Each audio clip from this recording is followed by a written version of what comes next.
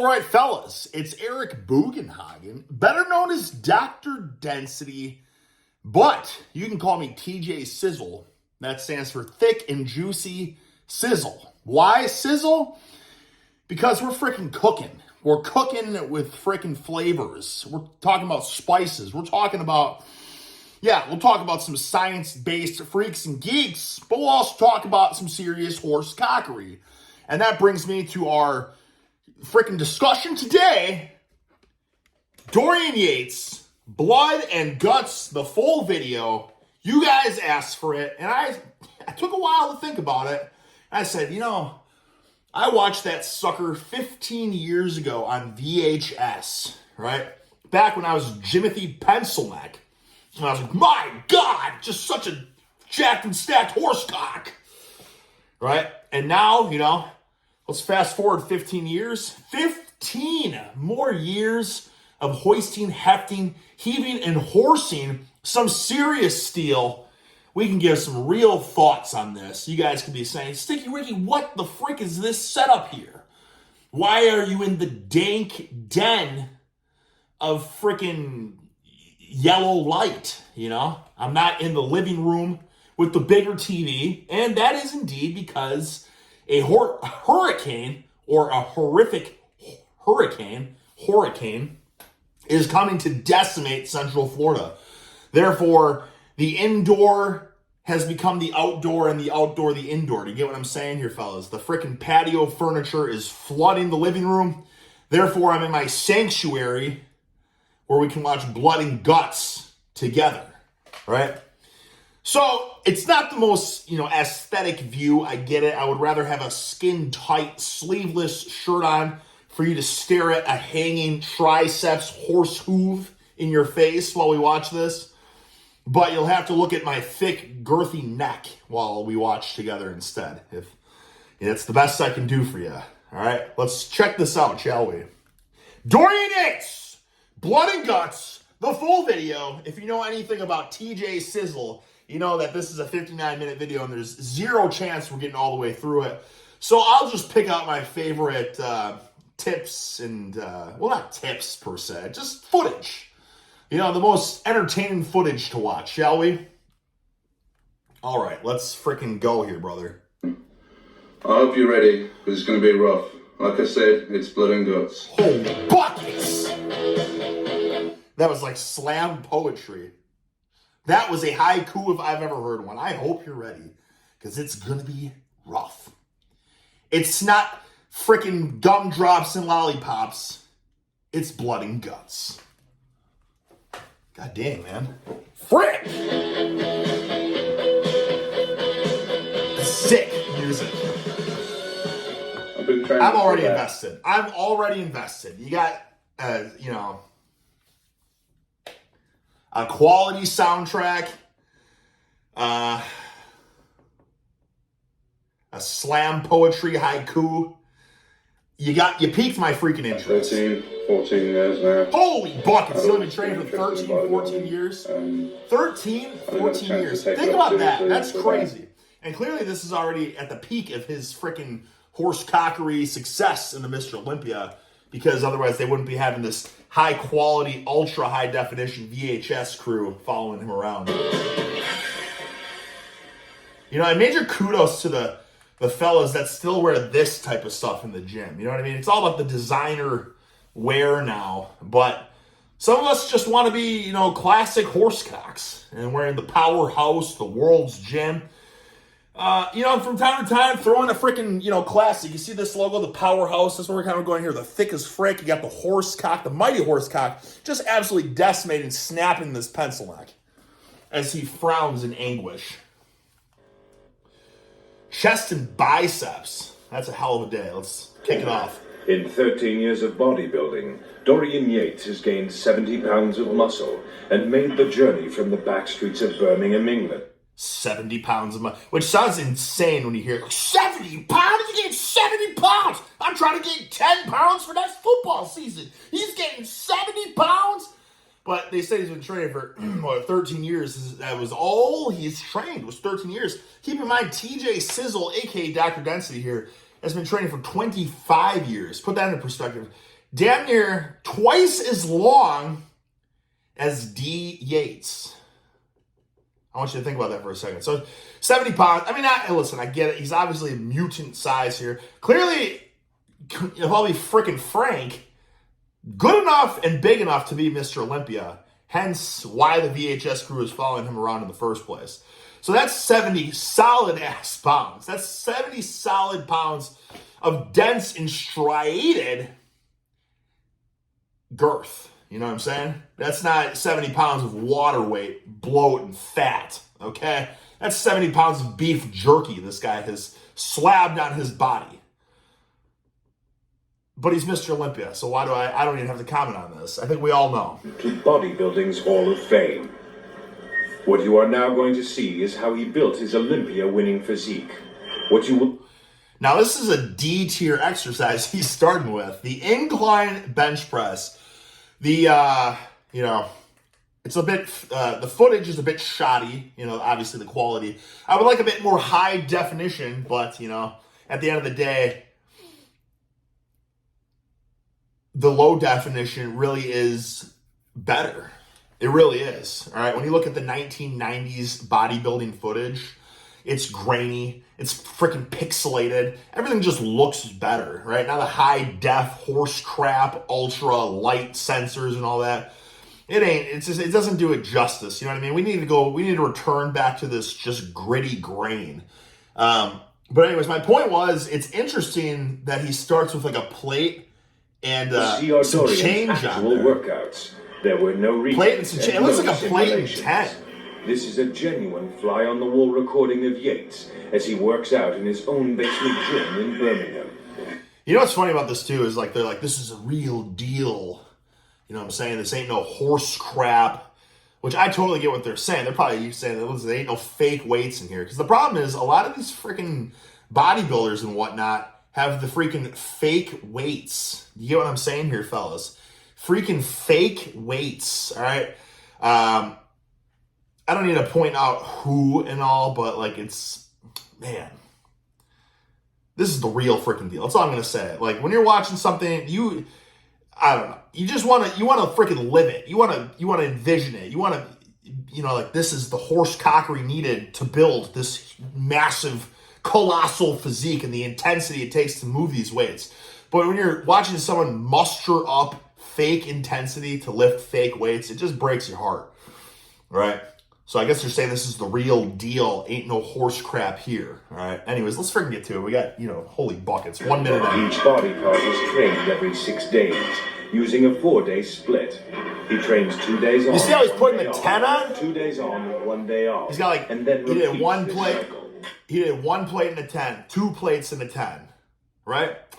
And let me just say something. I like that. I like that he adds that 10. You know what I mean? Because let me put this seed. If I can put any golden tidbits, gems of wisdom, and freaking like magic in your mind, it's everyone for the most part when they bench, it's like 1 plate, 2 plate, 3 plate, or it's 1 plate and then a 25, 2 plate, 2 plate and a 25, 3 plate. You know what I'm saying? Something like that. Or it's 1 plate and then 1 plate and a 10, 1 plate and 2 10s, right? But nobody ever starts. Like, why do you have to start at 135? I want you to think about this for a second, right? How you start can dictate your whole freaking exercise. So I've often experimented with that as well. And I don't know, I think it's just out of sheer laziness that I always just go back to 1 plate, 2 plate, 3 plate. Because sometimes when in my mind, I'm like, I'm going to hit, a 5-pound PR, right? And all that is like, for instance, I deadlifted 765. Now let's hit 770. So why start with 135, 225, 315, 405, 585, 675, and then go to 770 or something? You know what I mean? Why do that? Why not start with, instead of 135, why not start with 140? Do you get what I'm saying? 140, right? And then go to 230. 320, 410. Do you get what I'm saying? Like, so are the same thing here with the extra 10 on there. That's a great approach that just, if you want to spice up anything, you want to change up how stuff feels, change up the whole freaking direction of the workout. Just start with a different starting weight. Like, you know, here he does the 1 plate in the 10, and then 2 plates in the 10, and then the 3 plates in the 10, right? But why not? You could even just put it in the inside. I know it's going to look like you're, you know, freaking little junior with no lifting experience, but there's no shame in it because you have a strategy, and your strategy is to horse cock max loads, right? So have a 2.5 on and then the plate over, and then you go 2 plate, 3 plate, 4 plate. But instead of starting with 135 every time, now you're starting with 140. Or then next time you're starting with 145. Next time you're starting with 155, like Dorian here. Dorian's training philosophy dictates that he builds up to do 1 set of maximum intensity for each exercise. On most exercises, he'll do several... Brother, you know, I gotta say though, dude, it's the way to go. That is the way to go, all right? 1 all-out set, it just freaking works. If you guys, you know, if you're doing your, 3 working sets or whatever, 4, if you're doing that, from time and time again, I feel like time-tested, proven. It's just, you can't go wrong with it. Just warm-up set, warm-up set, warm-up set, warm-up set. Get to that peak set, go freaking balls to the wall, full cojones, right? Whether it's 1 rep, 2 rep, 3 rep, or then hit 1 back off like AMRAP after that. You can't go wrong with it. Warm-up sets, and then for his main... And the reason I'll say that, and already we're getting here, you're like, I just want to watch freaking blood and guts. Well, then watch it on your own if you don't want the freaking Rick's insight. You know what I'm saying? But because the way that I see that is when you have 1 all-out horsecock top set, you put all that energy and that excitement that you're building up and that freaking adrenaline. You only have so much of that all-out intensity, right? So you put it all into it. It's hard. You can't do that for multiple sets in a row, in my opinion. Even, I will say this, I haven't watched this in forever, so I'm not exactly sure his approach. We're gonna watch through it all. But even in my experience, it's just 1 top set of 1 big exercise, and then everything you do after that can be, fluff and freaking pump and, you know what I'm saying, slap ass with the machines and stuff, just having a good time. Just have fun afterwards. But as long as you have that 1 solid, like here, incline bench press, just 1 tough ass, balls to the wall as hard as you can go set. And then it's just, in my opinion, that's the most fun, sustainable route to working out. You just have one of those goals for each workout, right?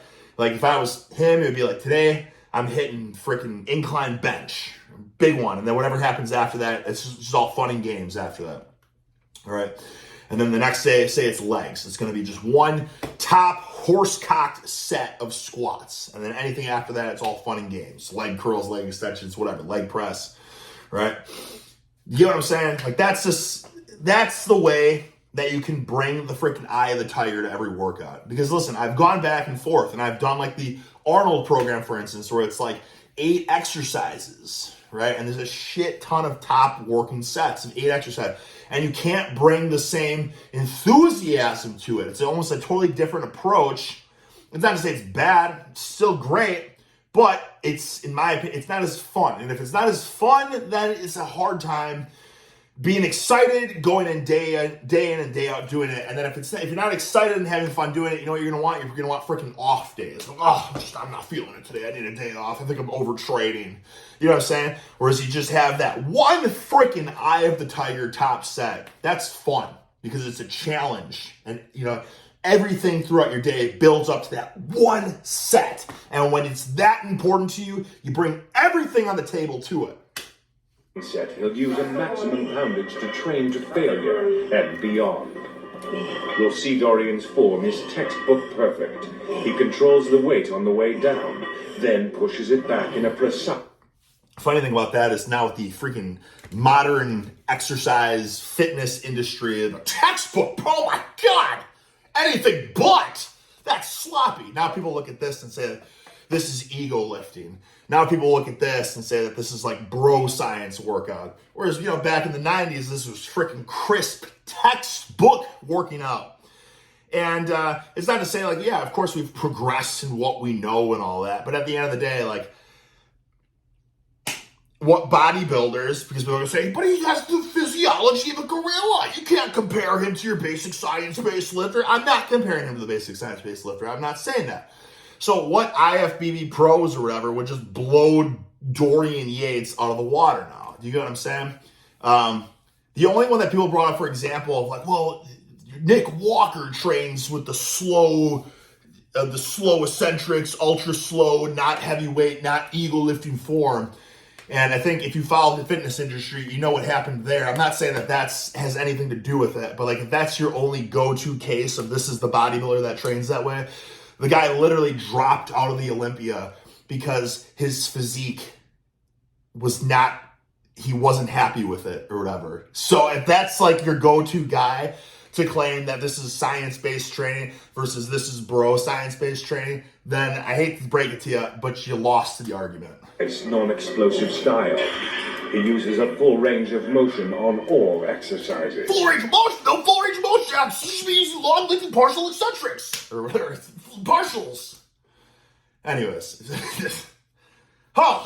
His aim is to promote the greatest amount of stress on the muscle, not to exercise his ego by using what an outfit. poundage. What a freaking outfit, man. When people dress like that, you know, it's like, that's what it's all about. You just know that they're hiding voluptuous girth underneath when they have just giant clothes like that. Or just rotund fatness. I don't know. It could be either or. But it's a killer outfit, man. I don't know. I feel like some people are trying to bring back the retro style or whatever, the 90s bodybuilding training. But like, let's freaking bring it back, man. Look at these. Look at the long, loose goose neck, the giant sleeves. This is a hanky. There's a hanky tucked in his pants.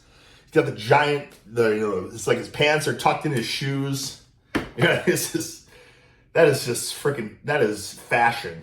In sloppy form. This, then, is the training that made... Here's another thing, too, the belt. Okay, I've kind of gotten away from it more so. I don't know why.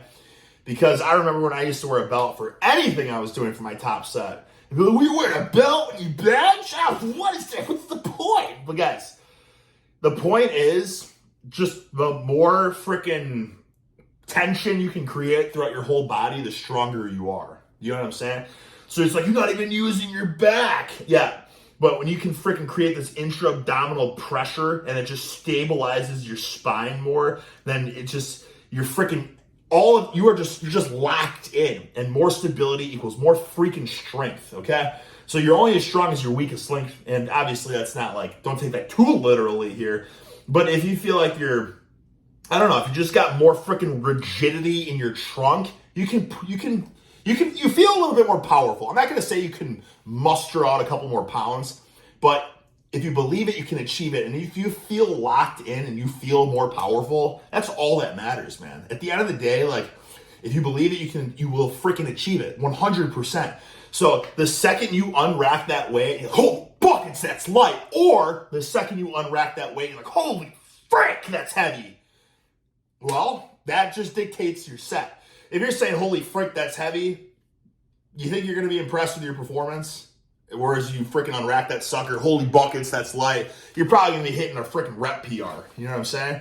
And it all starts with feeling that weight the second you unrack that weight. And that's why, like, for instance, wearing a belt. If you just feel more locked in, the second you freaking grasp and you clutch that barbell, if that sucker's locked in, it's going to be a good set. It's like when you go to the gym, you say, it's going to be a freaking good day. You know what? Probably going to be a good day. If you go to the gym, you're like, I'm tired, lethargic, I'm not feeling like working out. You know what? You're going to have a shit workout because look at your shit mindset going into that workout. Dorian Yates, Mr Olympia. Yes! Crank the freaking tubes. Yeah! Let's go, Diesel! Ooh, yes, that's it. That's it. 3. Make some noise. Ooh, make some noise, man.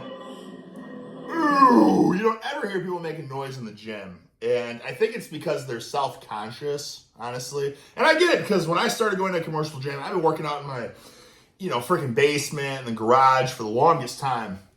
So when I started going back to the gym, it's kind of weird because I want to freaking grunt, groan, moan, and just freaking scream like a banshee. You know what I'm saying? But when you go to the gym, there's a lot of people here. I don't want to annoy anyone. Like, I don't want to, be the freaking, the lunk. You know what I mean? Brother, at the end of the day, make some freaking noise, dude. Nobody really gives it. It's like, oh my God, he's so annoying. Well, that's only because they're envious of how much weight you're fucking horsing. You know what I'm saying? And they're just envious of how you have the confidence to make noise in the gym. I'm not saying to scream like an idiot, but like these noises here, these are essential, in my opinion, for max performance. Because first of all, it's just helping you breathe, it's helping you brace. But there's just something to it about letting out freaking just some vocals. You know what I mean? It's a very innate, like primal, biological thing. It really is. You know, animals make noises. When freaking gorillas are about to tussle, like, you know what I'm saying? They freaking howl, right? When any animal is about to scrap or tussle, they're making a lot of noise, right? And what you're doing right here is you're scrapping, you're freaking tussling with some serious freaking weight that will hurt you if you don't muster up the cojones to bring your A game. You get what I'm saying here? So it's like, why would you not do that? Why would you, like, oh, but I don't want people to think I'm annoying. Who gives a shit? You know, I say it all the time, like, I must be the most annoying guy at the gym. But at the end of the day, nobody is freaking performing at the highest level at the gym other than me. You know what I'm saying? I see people that are lollygagging through their bullshit, you know. Even if they think they're going heavy, you can watch their set. I'm like, brother, you got more in you, dude. You absolutely got more in you, all right? You're not mustering up the biggest gonads possible, right? And probably because you're a little self-conscious, you're a little scared maybe of failing. But you know what? At the end of the day, nobody cares. They will care when you're thick and voluptuous, and oh my god, man, how'd you get so girthy? You know what I mean? And it's like, well, I'll just freaking tag along and see the gusto I bring to each set, right? You're not Jiminy Cricket, you know what I'm saying? You're a human being, man. You're a freaking large animal, so act like one.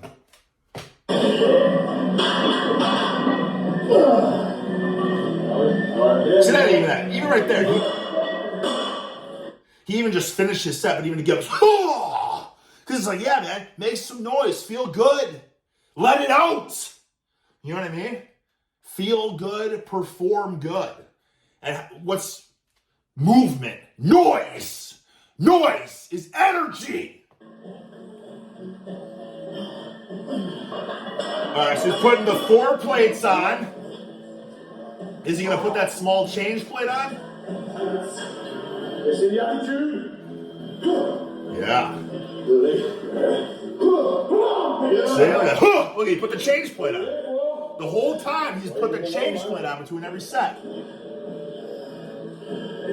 Probably because he, just basic progressive overload. I would have to imagine. But he started with the change plate on. And then his normal progressive sets from there. 1 plate, 2 plate, 3 plate, 4 plate. What a training partner. See, he's bringing more intensity than the guy working out. Because he's feeding off of that intensity.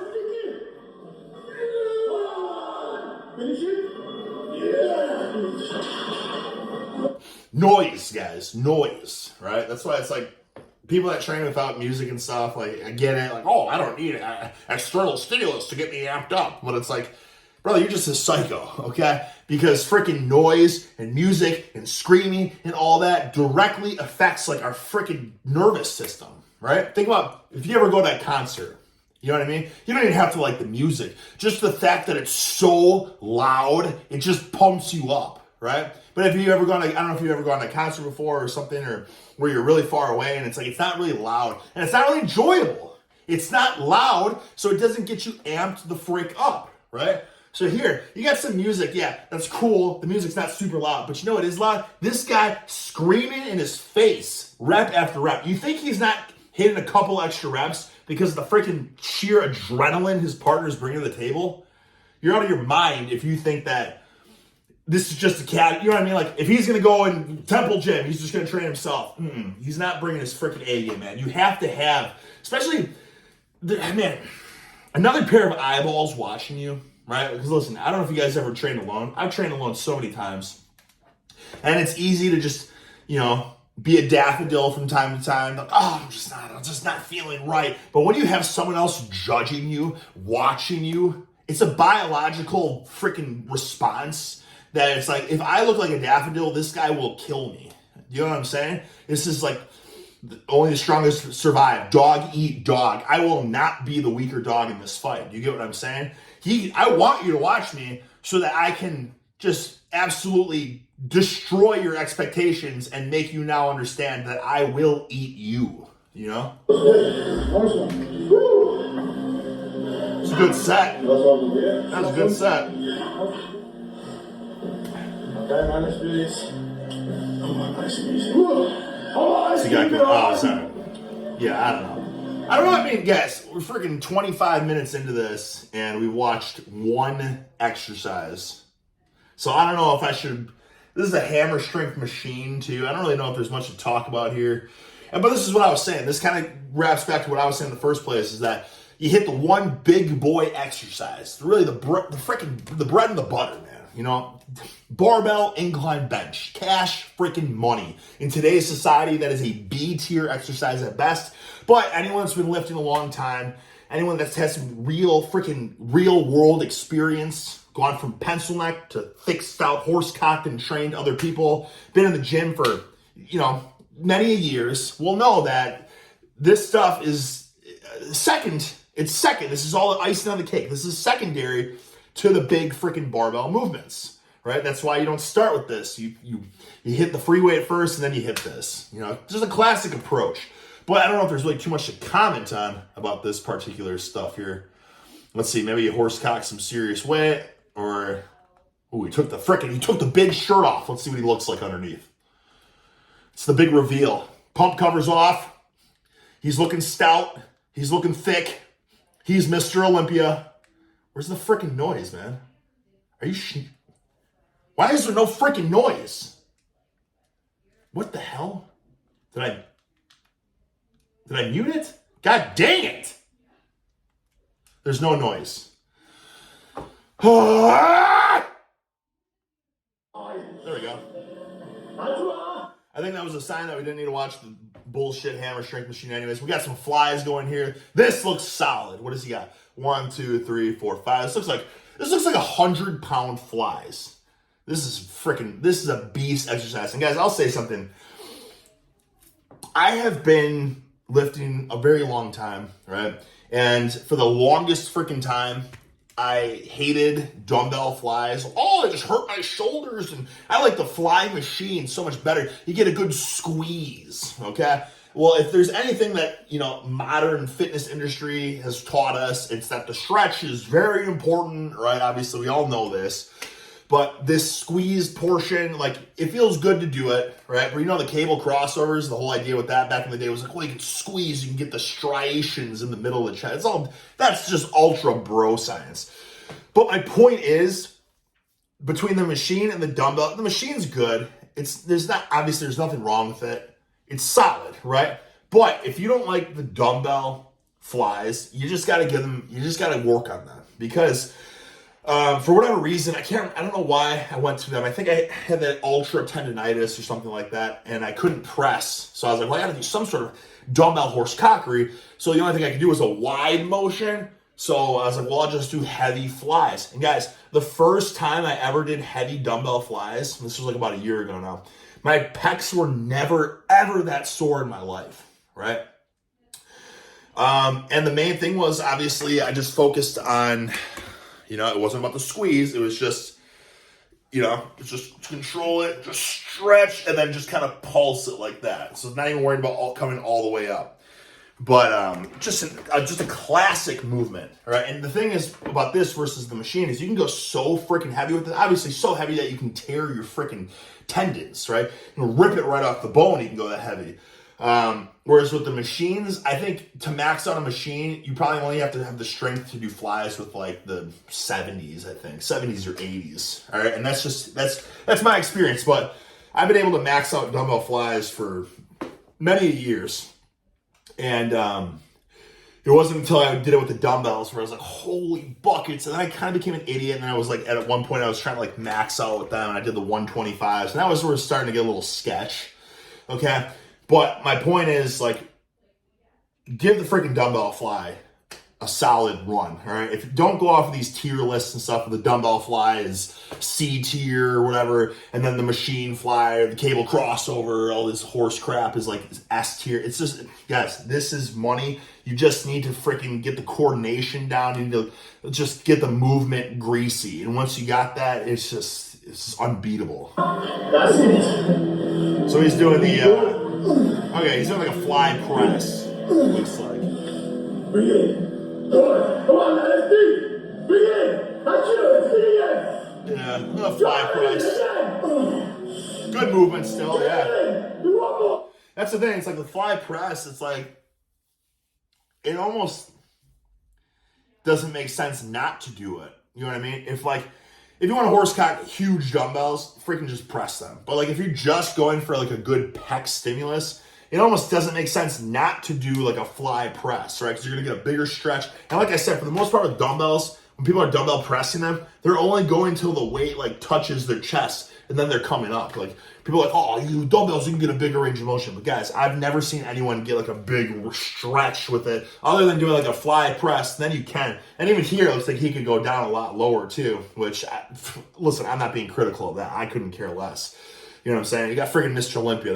There's times where it's like, I know there's critique videos like, oh, Lee Priest arm critique, or, you know what I mean, Ronnie Coleman critique, all these critique videos are like the greatest ever. And it's like, what are you even critiquing, man? They became like the greatest ever. Like, how much better could they even be from doing some random S tier exercise from time? It's just, that's stupid. Get the frick out of here, right?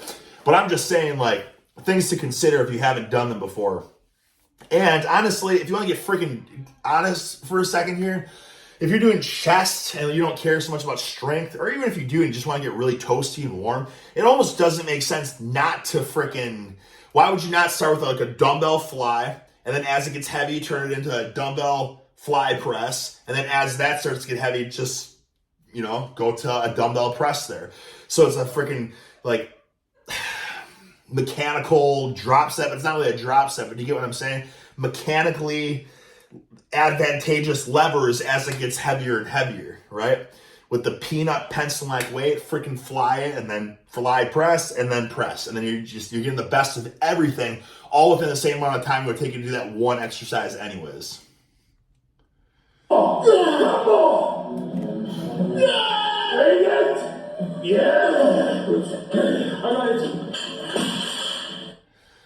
Or, for instance, if he's, you know, doing one top all-out set, I don't know if that was his top set there, but then he could freaking do the mechanical drop set where he did the fly. He was doing a fly press, right? Burn out of those suckers. Okay, let's just rep it out on the press then afterwards. Why not? Right? It's right there. It's right there. It's just easy money for the taking.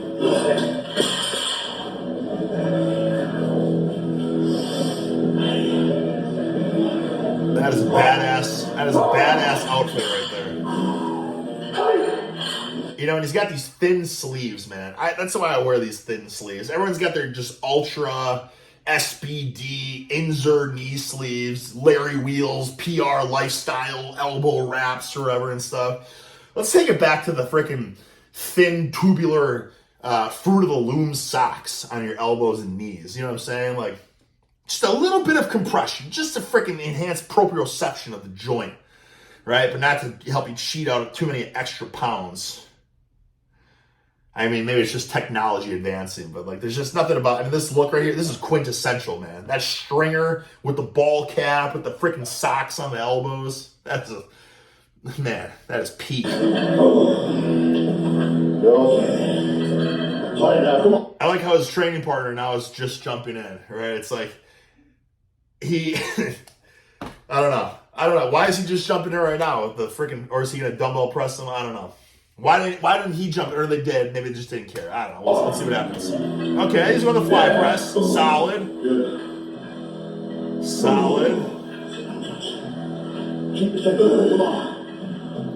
Good. All right, we can skip this. Oh, there it is. There's the crossover. Now, I will say, the reason that this is better, though, I will say this, because remember, I was like, look at cable crossover and the striation and the chest and all that. Well, here's the deal.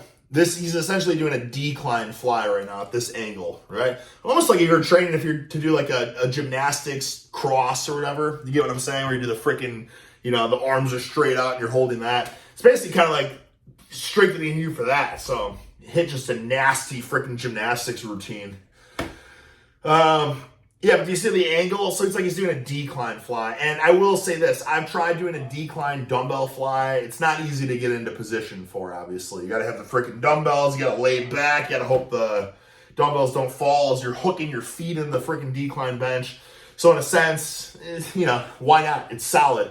But, you know what I'm saying? Most of those machines are just straight on like this. And you can very easily do that with a flat bench. Or you can even do an incline fly, too. So you have the varying degrees. And with the dumbbells, you can change it from 0 degree, 15 degree, 30 degree, 45 degree. You know what I mean?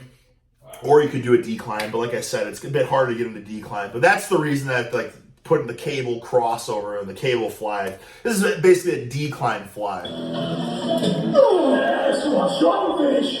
Squeeze on that. Let's go. Breathe in. Not you. Breathe in. Let's do one more. This is the greatest training partner I've ever seen. And I've watched a lot of these training videos. There's a ton of them, man. Nobody matches this guy. We should all be so lucky to have a training partner like that. Man, I tell you. Maybe potentially it could be why he is indeed former however many time Mr. Olympia, right? You know how they often say every great man has a powerful woman in their corner or something like that. Well, in this case, this guy is the woman, right, in that corner, but he's just a jacked and stacked succulent freak. You know what I'm saying? Come on, squeeze it.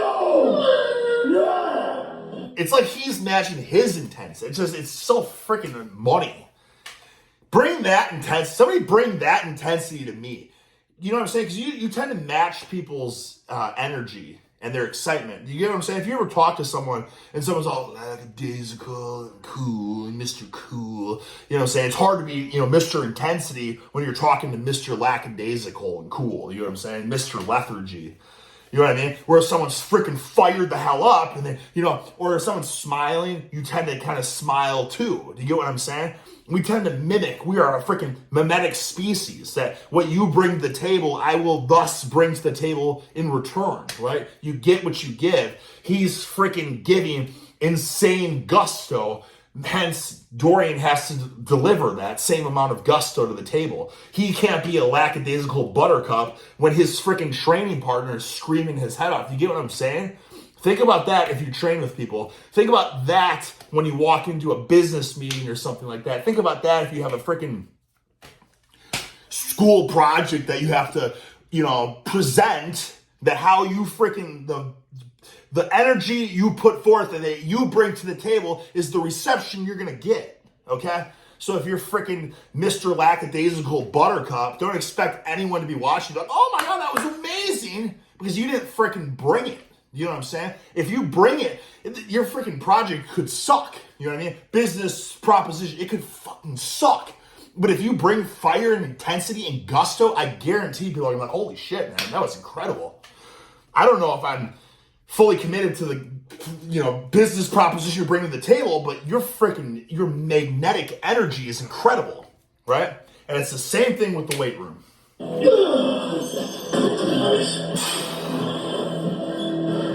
Unbelievable.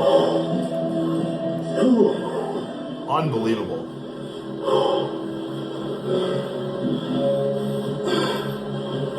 Where are we going here? I gotta drink.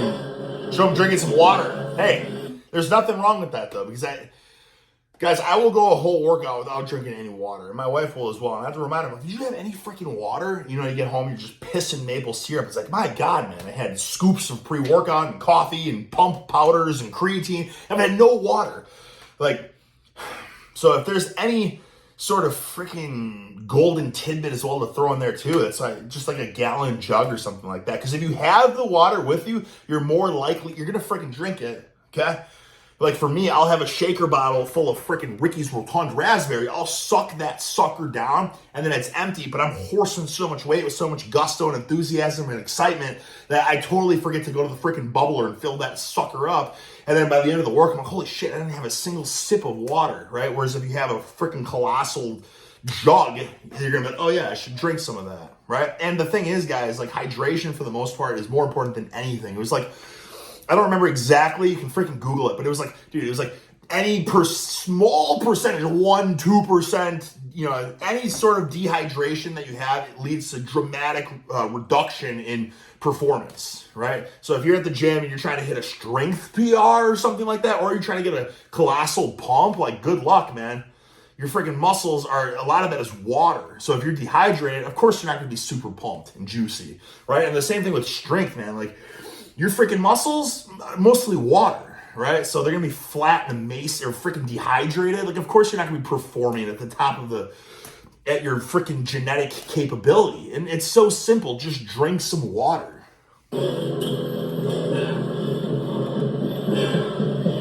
So I'm glad they're showing that. And then look at that, he's stretching. This freaking fly is driving me bonkers. God dang it. You know, the thing is, guys, I don't know about you, but I'm so tempted. I want to kill these flies. But then my wife's like, man, this fly, like, you know, karma and the freaking universe and stuff. It's like this fly is a living organism, a living being as well. What's the point of killing it? You know, you could just shoo it outside the door. And I used to always kill the things too, but then it was like, and now I think about it, it's like, you know what? Maybe this fly does deserve to live, right? And then you just open the door and it just flies away. And it's like, holy buckets, man. Just so this innate desire within us to just destroy these other creatures. But then if you take a step back and you're like, you know what? Let's just set it free. And it feels good, right? Look at that shot. Holy buckets. Just striated, vascular. Got that. I realized that watching a lot of this footage, a lot of these guys have these old school these NPC stringers on, but they seem to fit like a dream. I wonder where I can find those suckers. Now the NPC seems like a joke. Every jabroni can join the NPC. It's like powerlifting. Like there's like a million organizations. As long as you pay $7,000, you can compete. And it's just like, where's the prestige? I know that there's a couple, you know, prestigious organizations and all that kind of stuff too, but I don't know what this has to do with anything. Let's carry on. But if you watch these old school training things, these guys are always wearing these old school NPC stringers. Yes! What's going here? Oh. Incline curl. Wow, science-based. Getting a stretch at the bottom. Business. Yeah.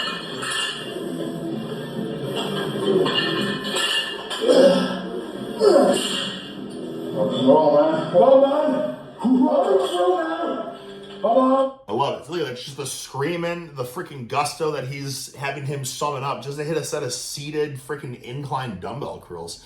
And it's like, yeah, but why do you even need adrenaline for that? You shouldn't, you know what I mean? But it's like, listen, it's because you get what you freaking give. You know what I'm saying? Like, you can do this set, or you can freaking have your partner scream your head off, bring max intensity, max adrenaline, get a couple more reps out of it. And at the end of the day, I mean, like, I think we all know this, and time has proven it time and time again. All these studies come out. It's like, what's the most important factor? Just train hard. Just give it your all. You think you don't have any reps left in you, you probably have 5 more. If you dug deep, you could get 5 more reps out of you. If you had someone screaming at you, you could get a couple more reps out of you. You know what I mean? So it's about finding triggers and things that can get you freaking fired up, right? Even for something as simple as a curl, right?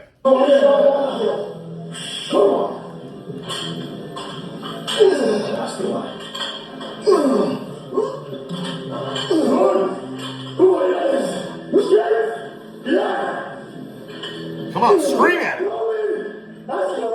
That's it. Yes! Business as usual, man! Let's go again! Let's go again! Right? Switch it up. Solid. I mean, that's just a classic technique. You know what I mean? The two arms, you're always going to be stronger when you do a single arm versus doing both arms at the same time. Just a bit more coordination or something like that, more nervous system efficiency, going the single limb movement. Plus, you can probably also use a little bit more shimmy to help get a little bit more momentum going too. And so for like dumbbell curls, that's always the way to do it. Start with double it as you freaking burn fatigue. Start to go single arm. And you know, I guess the only other thing too is when he's doing these curls, like his freaking hips are shooting up as he's getting fatigued, and that's cash money, man. It doesn't matter. Like people are like, oh, your form. As soon as you have your form breakdown, that's it. You should stop the set because if you can't do it picture perfect form, you shouldn't be doing it. But that's just such a pencil neck mindset to have. That's absolutely not true, right? Because that's how it should always be. I'll use perfect form. The perfect form goes out the window. Use a little bit of cheat, a little bit of momentum. That goes out, you know, that starts to get a little bit too much cheat. You know, find another way to force out some reps, right? And then all of a sudden you got Johnny Horsecock here, his incredible training partner. He's probably going to help him force out a couple extra reps. And I don't know if there was some science study, I think there was or whatever, that proves that like more is more. It's like, really? I never would have assumed more is more. The more volume, the more intensity, it leads to more muscle. Like, oh my God. So it's always hilarious when people are like, less is more. Work smarter, not harder. No, it's work freaking harder. Working harder is always going to be better than working smart. Now, you can try to work smart and hard, but at the end of the day, you know, a freaking brute, dumb meathead that swings around weights, dripping sweat, huffing, freaking puffing and grunting is probably going to get a lot farther than the analysis, freaking paralysis. You know what I'm saying? Yeah. Good.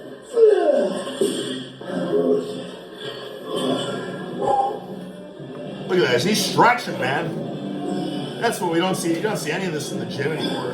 And this is my problem as well. I'm going to start doing a lot more of this, guys, because as you get freaking more jack stack, succulent and dense and stronger and stuff too, it gets so much tighter. It's not to say you need to be a freaking a ladies yoga master, but like stretching between sets on bench press is probably going to save you from pec tears, right?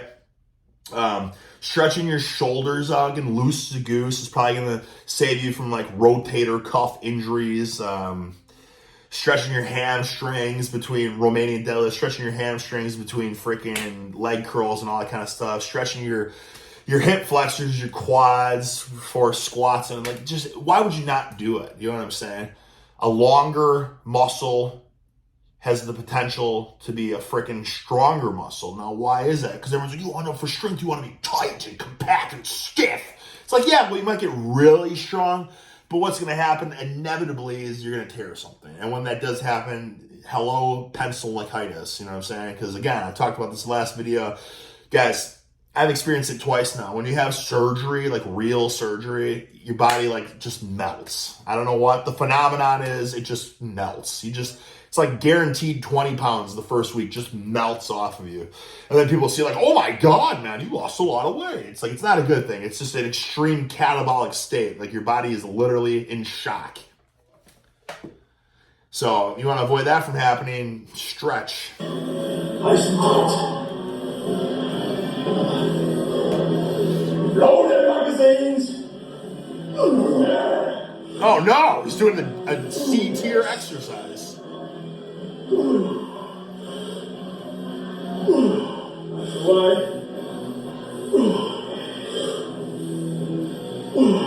I can't even believe that. Like, nobody even would do this anymore. Now it'd be all cables and stuff like that.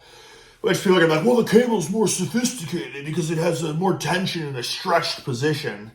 Guys, that may be, but at the end of the day, like, I don't think anything's going to build the girth and the rotundness and the strength of just a freaking barbell curl, or in this case, easy bar curl, because obviously it's easier on the the elbows and the wrists and all that. You know, it's freaking cash money. And this is a beautiful tool to incorporate too, because like, honestly, as I've gotten older and wiser, you know, I used to always be about curls and never reverse curls. I don't know why. Oh, it doesn't feel as good. It's like, well, it's because you're a freaking pencil neck, okay? Or you have the mentality of a pencil neck. You have pencil neck forearms, whatever it may be. If you're freaking curling it, you better, if you want to really be as thick, stout, you know, horse-cocked powerhouse you can be, curl it, yes. Flip that sucker over and then reverse curl. Let's see a freaking 1-to-1 ratio, for real. You want to have impressive arms? Give me a 1-to-1 ratio of curl to reverse curl.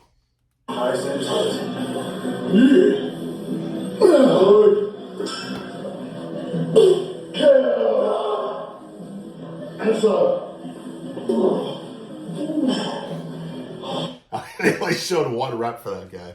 They're just doing him dirty. But, you know, play to your strengths. So they know in this VHS. Like, okay, listen, brother, it ain't about you, okay? It's about him. He's freaking Mr. Olympia. But we love your intensity. We love the gusto. We love the burning desire you bring to each session.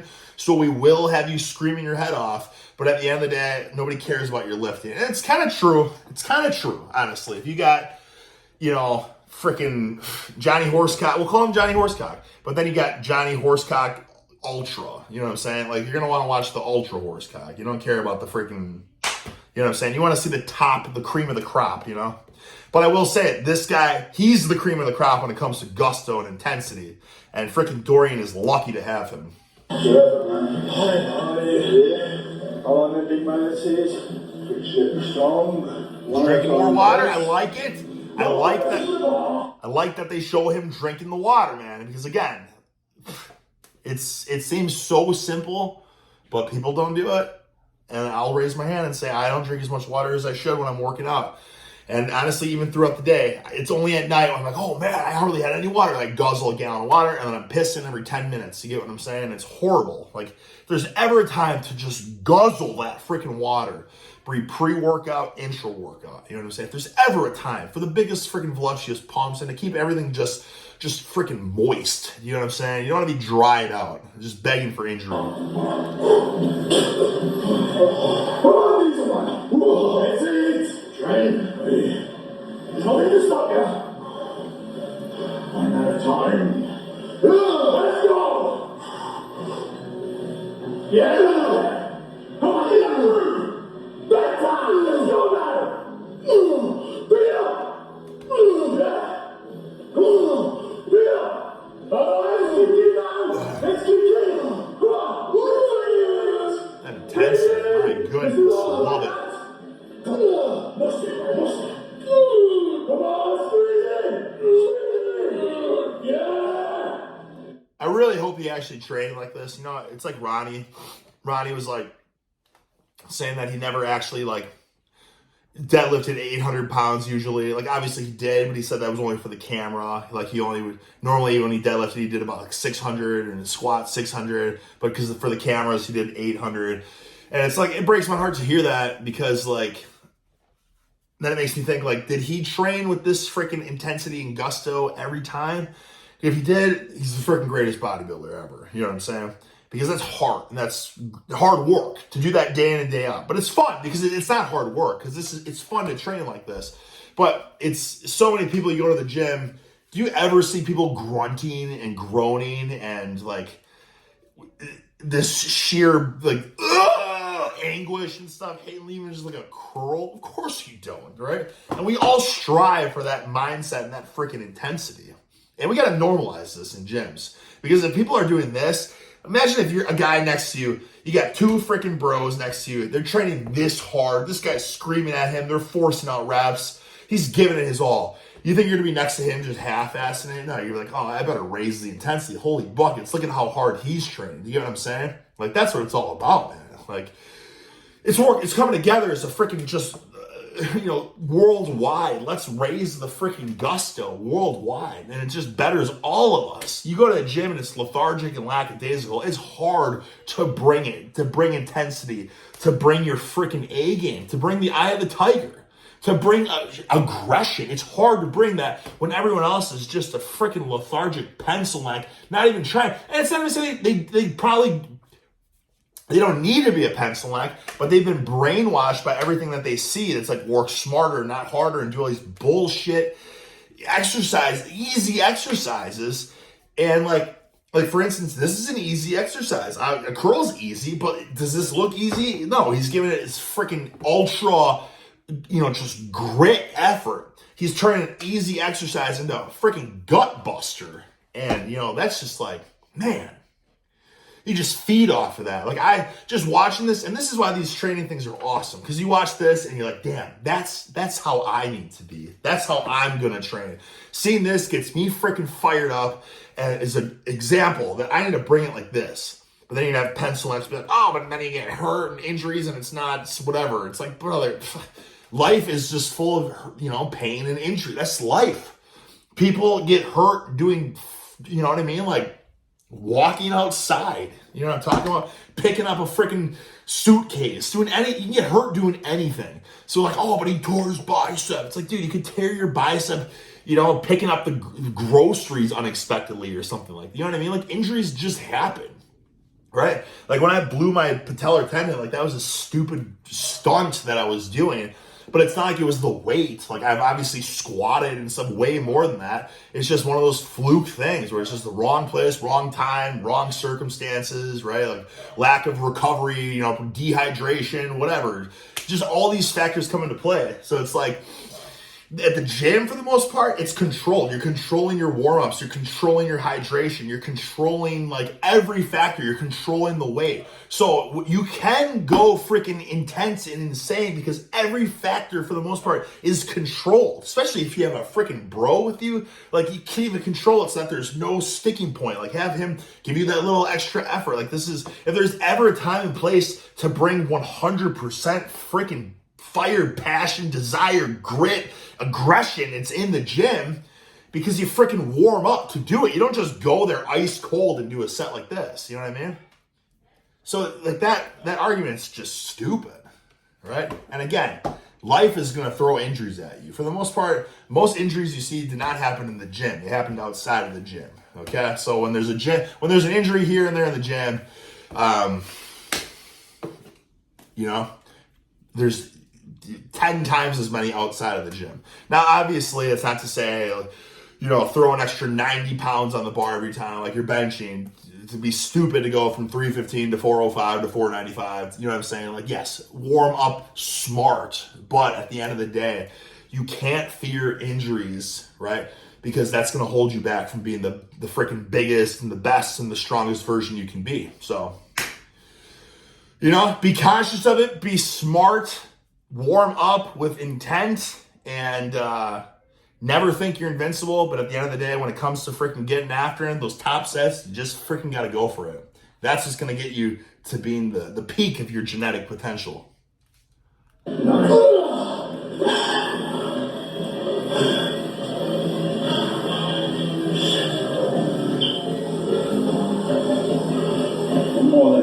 Fire. Come in, squeeze. Squeeze. Pick it up. Slow. Alright, let's go. This is a classic machine. Let's go, man. The classic Nautilus chain-driven. Yes, yeah. Pull and squeeze. Right.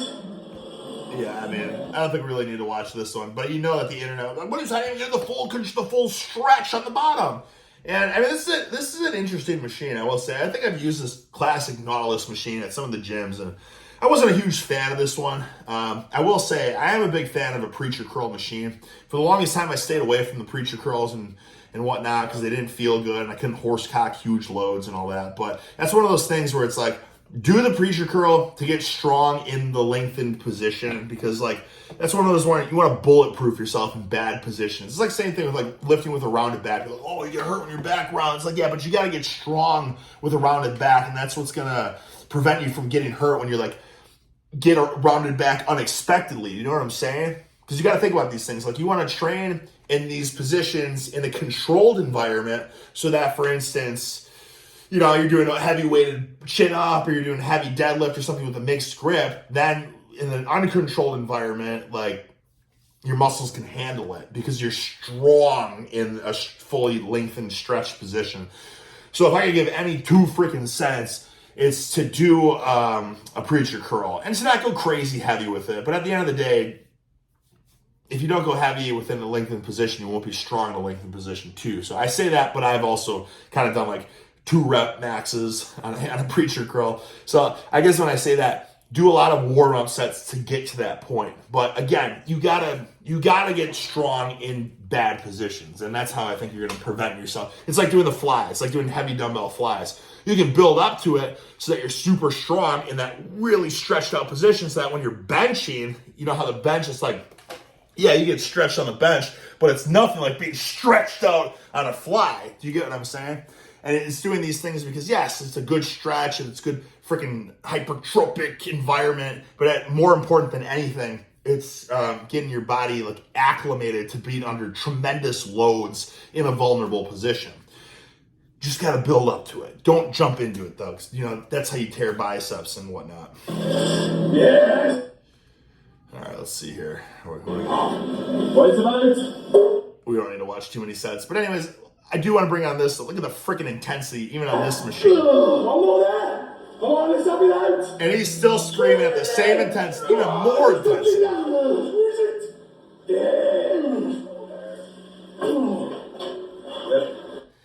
Oh, the beauty of having a training partner, man, to help you push out those last little bits. Oh, man. What's it about? Who's one on there? Did a real workout. What? All right, well, we're an hour in here, so I think it's very safe to say we're definitely not getting through all this.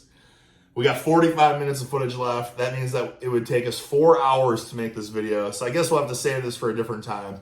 But pretty solid, okay? And like I said, it starts off with a real, and I think honestly that was the same thing for the biceps too. You start with the freaking heavy free weights, and then you go to the freaking pump fluffy machines afterwards for the icing on the cake. He did that with the incline bench, and then he did the hammer strength bench.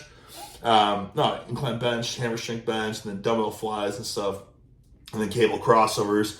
And then I think it started with incline dumbbell curls, easy bar curls, and then the Nautilus preacher curl, if I believe, or whatever the hell that's even called, that machine. But yeah, I mean, it's a freaking money formula, guys. But like I said, have one big freaking goal for one big barbell movement, and anything after that's just cash money, okay? Pray for me. We got the biggest hurricane in history coming through. I'll be prepping. Unfortunately, too much freaking gym equipment in the garage, so there's not much I can do there. The car will get smashed and decimated by the trees, but at least the freaking, you know, the leg curl machine will be safe. The arm blaster will be safe. All right. Anyways, stay strong, fellas. And together, let's become thick, voluptuous horse cocks and snap the minds of this current pencil necrosis society.